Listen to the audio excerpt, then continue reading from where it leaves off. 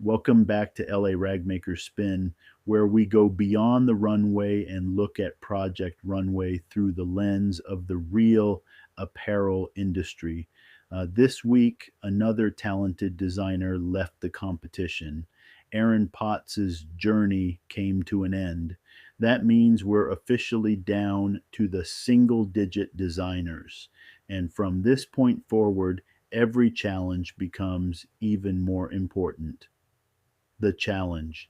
This week's Unconventional Materials Challenge asked the designers to create high fashion garments using Viva paper towels. Unlike previous challenges, the designers were given 2 full days to complete their looks. That extra time also raised expectations. The judges weren't just looking for creativity, they expected strong design, thoughtful construction, and polished execution. Joseph McRae silences the doubters. One of the biggest moments of the episode actually happened before the runway.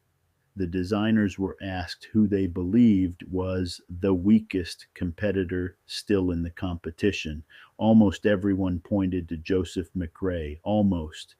Jude refused to choose Joseph. Joseph responded with confidence. His point was simple: how can I be the weakest when I've won the most challenges? It's also worth remembering, Joseph entered this challenge with immunity. He didn't have to win, he was already safe, but he won anyway. That's what made his victory so significant. While nearly every designer questioned whether he belonged, Joseph answered with the only thing that really matters in fashion: the work. Jude continues his strong run. Jude impressed the judges once again. His design was among their favorites, finishing just behind Joseph. At this stage of the competition, Jude continues to prove something important. Consistency matters. Winning is great, but consistently producing strong work week after week is often what carries designers deep into the competition.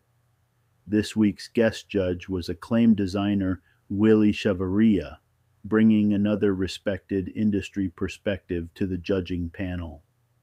His presence reinforced that experienced designers can see different strengths in the very same garment.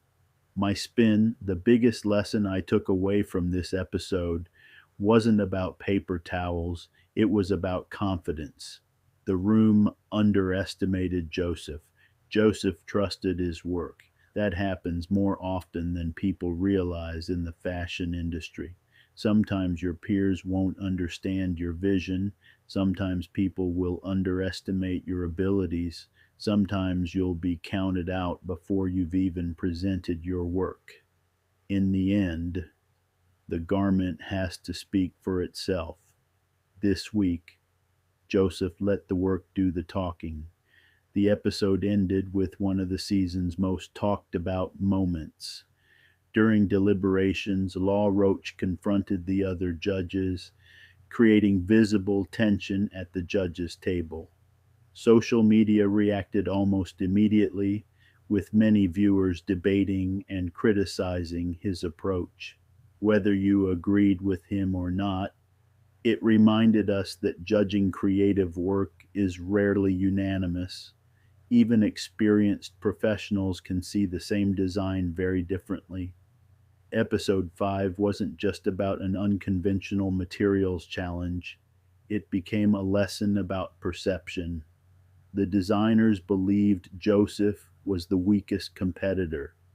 The judges believed he created the strongest garment.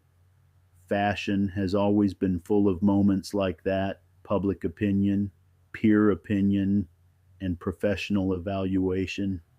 Don't always point in the same direction. If you enjoy fashion through the lens of apparel manufacturing, product development, and decades of real industry experience, subscribe for more episodes of LA Ragmaker's Spin.